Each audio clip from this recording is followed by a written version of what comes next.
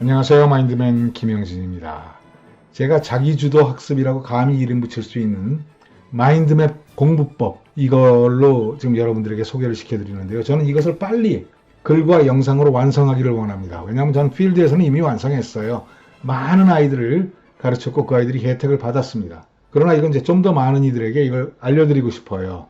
왜냐하면 지금 우리나라가 위기에 빠졌습니다. 저출산 고령화 시대에 도농 간의 교육 격차는 커져. 그래갖고 더 이상 농촌에는 젊은이들이 안 들어오죠. 이때 최소한 자기주도 학습으로 도농 간의 교육 격차를 해소할 수만 있다면 많은 이들이 농촌을 살리는데 들어올 수 있지 않겠습니까? 그래서 이걸 빨리 완성하고 싶은 거고, 그래서 제가 이 마음을 먹자마자 계속 이걸 쓰고 있는 겁니다. 그런데 개인 사정으로 제가 건강을 잃었다가 회복이 되고 있습니다. 지금 반신마비가 왔어요. 갑자기 뇌졸중인지 뭐 잘 모르겠는데. 근데 지금 지난 2년 동안 좀 재활을 해서 요양하고 시골에서 집필 중입니다.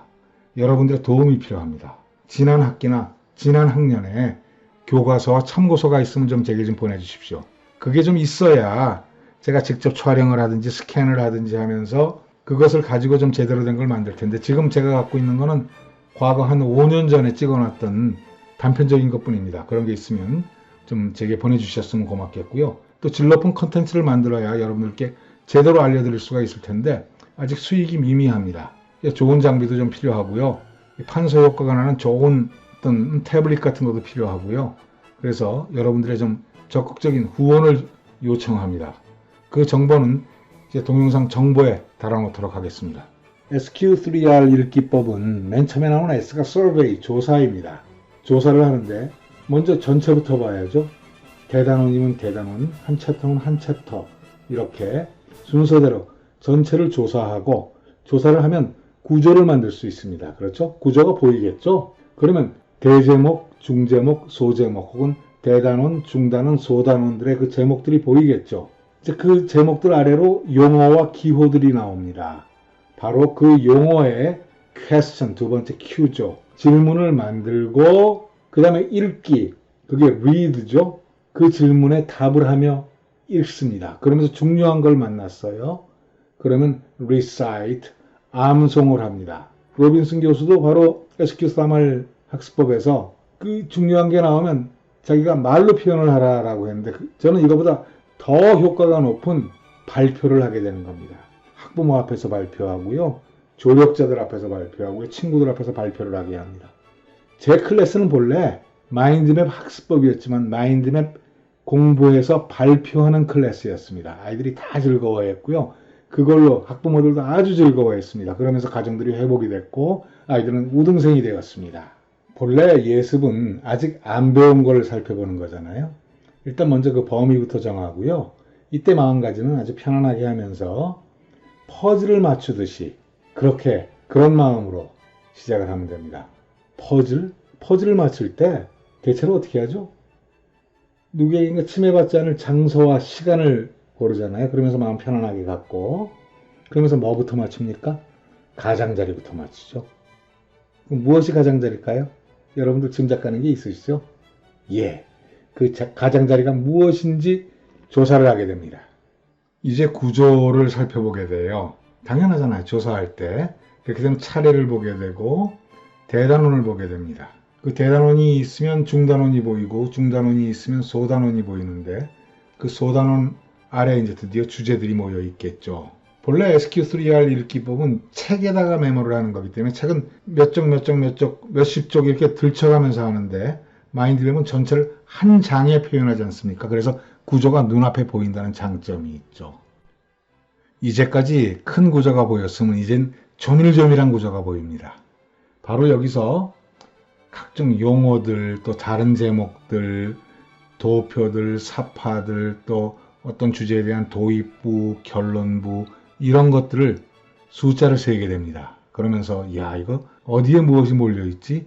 어떤 것을 어떻게 배치를 하지? 하면서 마인드맵을 하는 사람들은 마인드맵의 구조를 머릿속에 그리게 되지요. 마인드맵의 용어를 구조화시킵니다. 구조화가 뭔가 하면 제 위치에 넣는 거예요. 이런 식으로. 마인드맵이 원래 구조화된 것들이에요. 거기에 달아나가는 건데, 이 용어들은 어떤 특징이 있습니다. 두껍게 된 볼드 체이거나 기울인 이태릭 체이거나 어떤 건 밑줄이 그어 있기도 하고 어떤 건 색깔이 다른 색깔일 수도 있죠. 그것을 자기 구조에 맞도록 달아나가는 겁니다. 그리고 거기에 질문을 던지는 건데 거기다 물음표를 넣을 수도 있고 또 파생되는 다른 질문을 넣을 수도 있습니다. 그게 question입니다.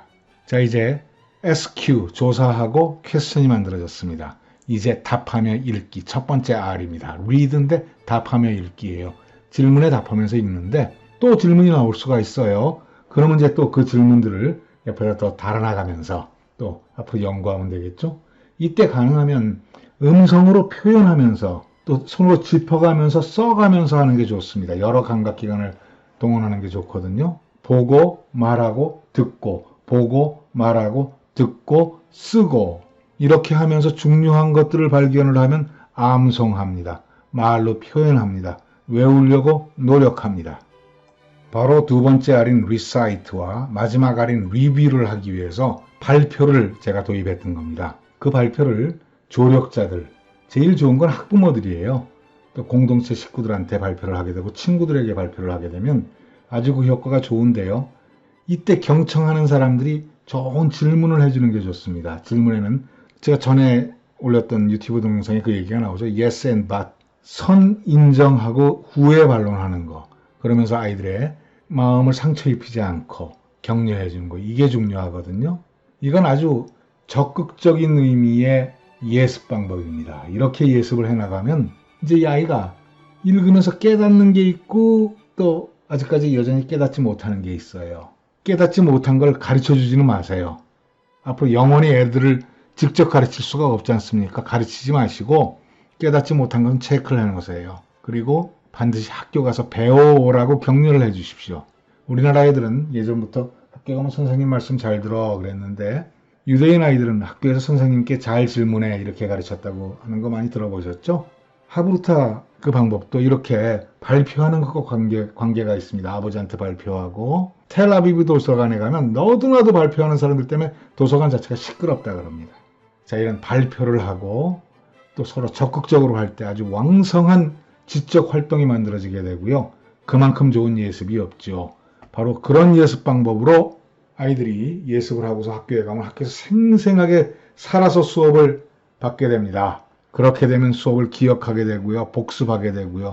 그렇게 100일만 지나면 우등생이 되게 됩니다. 오늘 저는 SQ3R 예습법에 대해서 말씀드리고 있는데요. 이것도 이렇게 컬러를 쓰는 게 아니고 흑백으로 미니 마인드맵으로 하는 방식입니다. 자, 오늘은 이 이야기가 좀 길어졌으니까 간단하게 다음 시간에 할 거 그것만 소개시켜 드리도록 하겠습니다. 예를 들어서 중학교 과학 2학년 걸로 SQ3R, SQ3R 읽기법으로 예습하는 방법을 보여드리도록 하겠습니다. 이건 다음 시간에 할 거예요. 물론 이건 하나의 예입니다. 자기 교과서로 하시면 돼요. 뭐 자기 참고서로 하셔도 되고요. 자, 표지를 넘기면요 머릿말이 나오죠. 이거에 대해서는 제가 할 말이 좀 있어요. 7차 교육과정에서 개정안에서 약간 좀 이상한 부분이 있는데 이건 다음 시간에 제가 말씀드리도록 할게요. 뭔가 하면 과목마다 몇 가지 분류가 있어요. 수학은 6대 영역, 국어는 2대 영역에 4가지 분류, 사회는 3대 영역, 과학은 4대 영역이 되는데 그 영역 자체를 바꿨는데 이건 좀 잘못된 것 같아서 이건 이제 다음 시간에 제가 한번 토론 주제로 말씀드릴게요. 그 다음에 책을 어떻게 활용할까에 대한 거 이걸 지난 시간에 올렸는데 많이 안 보셨어요. 사실 이게 마인드맵 연습하는 데는 아주 좋습니다. 요거 제가 인포메이션에 여기 I자 클릭하면 인포메이션 나오거든요. 거기 올려놓을 테니까 한번 가서 보시고 한번 직접 마인드맵 해보세요. 마인드맵을 익히는데 아주 좋습니다. 그 다음 차례가 나오죠. 1, 2, 3, 4, 5, 6, 7 이걸로 1년을 배우죠. 자, 여기에서 우리는 4단원 소화, 순환, 호흡, 배설 여기서 보면 이게 대단원이고 이게 중단원이죠. 중단원이 4개가 있는데 4개가 좀 부족한 것 같아요. 호흡과 배설을 호흡 하나 띄고 배설 하나 띄고 마지막 한 가지를 아이디어로 잡아서 6개로 가는 과정을 보여드리도록 하겠습니다. 그걸 마인드맵으로 재빨리 만들고 있거든요. 소화, 순환, 호흡, 배설. 자, 전체적인 구조부터 보는 거죠. 몸과 에너지, 소화, 순환, 호흡, 배설, 아이디어 이렇게 했습니다. 이렇게 보면 한 장에 다 보이죠. 그 다음에 대단원을 봤으면 중단원까지는 봐야죠. 몸과 에너지에서는 몸을 구성하는 것과 기관계 에너지를 통합하는 게 있습니다. 그 다음에 소화하는 데는 영양소가 필요한데 그 영양소의 종류와 기능, 소화, 흡수와 이동 부분이 있고요. 순환하는 데는 혈액이 움직이고 그걸 하기 위해서는 심장이 필요하고 혈액의 순환이 필요합니다. 에너지를 얻기 위해서는 호흡이 필요하고요. 기관, 운동, 기체 교환이 필요하고 그 다음에 그게 다 되면 배설을 해야 됩니다. 거기서 생기는 노폐물들을. 바로 여기서 어떤 아이디어, 개념과 관찰과 그림과 다이어그램과 표를 숫자를 파악하자 이렇게 됐던 거죠. 자, 이런 식으로 해갖고 여기에 이제 마지막으로 하나를 더 달아야죠. 이제 소단원 밑에 들어오는 각종 용어, 각종 컨셉, 여러 가지 표 이런 것들에 대한 질문을 던지게 됩니다. 그게 바로 질문 마인드맵이고 그게 바로 질문에 답하면서 읽을 수 있는 예습 마인드맵이 되는 겁니다. 자, 다음 시간을 기대해 주십시오. 이것은 충남 예산 꽃밭들 마인드맨 김영진입니다.